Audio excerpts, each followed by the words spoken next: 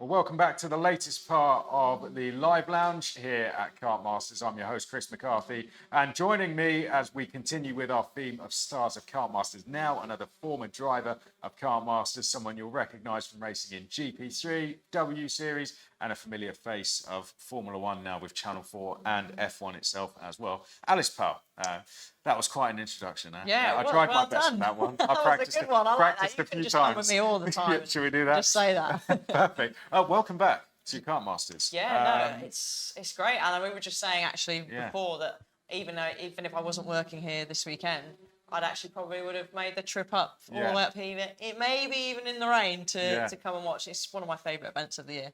So I want to take you back to when you raced in it yourself. You're mentioning just before we came on here, maybe about 2006. I reckon did you was my do it a last few times? Masters. Yeah, I did do it a few times. I mean, I can't really remember them because it's a long time ago, but I'm sure my last Kartmasters would be in Jika, so the equivalent now would be Junior X30. Yeah. And I finished 4th, and it was actually a wet one. It was a wet Kartmasters, and I think Jack Harvey won. I think Jordan Chamberlain was around about there on the podium, maybe Jordan Lennox Lamb possibly as well. So some quite famous names in the karting paddock, and Jack's obviously in IndyCar now. So no, I loved it, and it would probably, even when I was racing myself, not away now from us being a spectator, I just loved it because it was just that one-off event. And, the prizes were great. It was a great atmosphere. It's obviously a great circuit as well. The weather was usually pretty good, even though, I enjoy driving in the rain.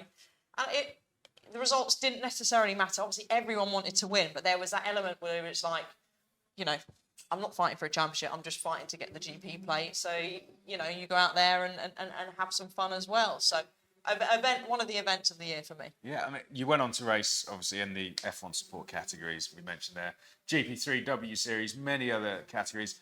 Would you say this is a unique event, though? You touched on it there, I think. A lot of those, it's a championship, you're fighting all the way through, but this very much a one-off, which doesn't really exist a huge amount in car racing, I think it's fair to say. Yeah, no, there's definitely not. Usually in car racing, it's just you got a championship and you're fighting for a championship. And that's nice with Kartmasters. You often see drivers sort of, you can say, come out of karting retirement. Maybe not me just yet. And they come and just do the event. And a lot of car drivers come and do it. Ben Barnacle obviously has done really, really well coming back into karts or switching over for a one-off event. And I love it, and as I said, it's a great event, and it's ran really, really well. And as someone who works in the world of broadcasting now, I think one thing that it certainly didn't have when you raced was the live stream. That definitely didn't exist. How impressed are you, someone who works in broadcasting as well now, on how this event is run as a whole, I guess, and how it's broadcast? Really, really impressed. The stream of how long it is all day. You've got all the races, and even the time qualifying. You're able to now watch that, whether it's on Facebook or YouTube or whatever. And it didn't exist back then. I just wish it did. But even for those people that can't make it, even if I couldn't make it, I'd be tuning into the stream. And I think it's really, really good. The coverage is excellent. And as you said, it's really, really well run. Well, you work a lot now with Alpine and their junior team. You're here this weekend working with the driver. How does that help you as well, would you say, in the stuff you do? Yeah, no, a lot. Alpine have their race her program. They've obviously got their academy, which is mainly for sort of the car drivers, even though we've got a couple of drivers in karts. But I'm here part of the race her this weekend with Alpine. I'm working with Sukhmani Kira. She's racing in the Inter Water Swift, and I love it. And it also brings me back.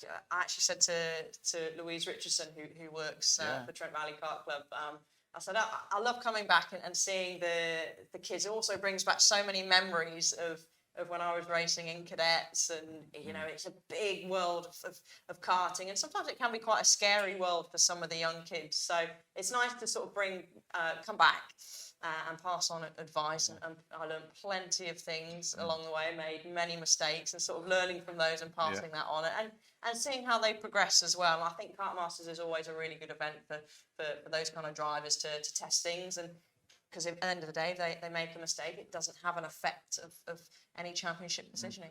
And you mentioned the driver you're working with there, having a lot of experience working with young drivers. How do you think the format of this event is for them? 2 full-on days of quali and heats, 2 chances at qualifying, and then the finals. and long finals as well. No, I really like how they've done the format this year with the two qualifyings. You know, for example, Marnie yesterday didn't have a great qualifying.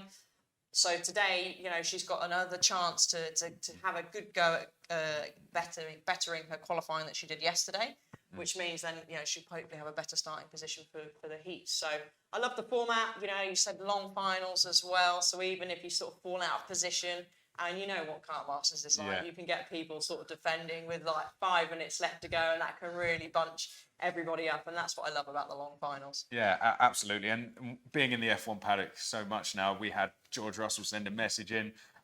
How is it seeing a lot of the kart drivers around, be it whether they're in the junior categories, working for teams, a lot of Kartmasters presence around Formula One paddock? Yeah, there certainly is. And you know, the likes of George and Lewis, who would have taken part in this event, they know what it means, and they know how important karting is to those drivers that want to progress, to move up to the ladder, and eventually get, hopefully for them, into Formula One. And I think this is just sort of one of those stepping stones that helps them sort of learn and progress and further their career. Well, you mentioned about the memories there. I did give you a bit of a chance to try and think about this, but I think it'll probably be a hard question to answer, as it is for the guys already. So, Alice, what is your favourite Kartmasters memory? That is a good one. I mean, my memory is not great. As I said to you, I struggle to sometimes remember what I did yesterday. So looking back, my only really one, and I did do plenty of Kartmasters, has to be that wet race, as I mentioned. I think it was 2006. Chris Walker from Kartpix, he'll have plenty of pictures. He'll be able to tell me. And I think I remember having some really great battles, as there always is in Kartmasters, and just missing out on the podium, but still getting 4th place. And I actually still have the leather Kartmasters bag that I keep my karting kit in now. Nice. Sat in my wardrobe at home. So it's lasted long. So that's probably, I would say, one of my best Kartmasters memories. Something you can cherish there going forward. Thanks very much for joining us. Best of luck for this weekend with Marnie, and for the rest of the season with F1 Academy, Alpine, and so on. And it's been great to have you up here. No worries. Thanks for having me. That's been the latest edition for the Live Lounge. You can catch all the interviews on the YouTube channel and the live stream over on Alpha Live.